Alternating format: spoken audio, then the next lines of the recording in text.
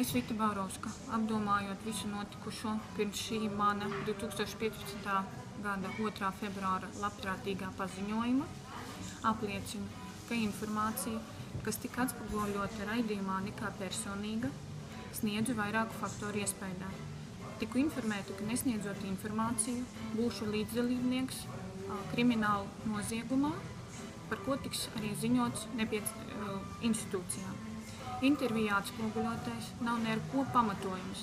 Tie ir tikai mani vārdi emocionālā un psiholoģiskā stāvokļa iespējā.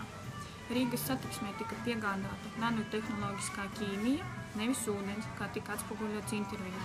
Izsaku nožēlu par radītajām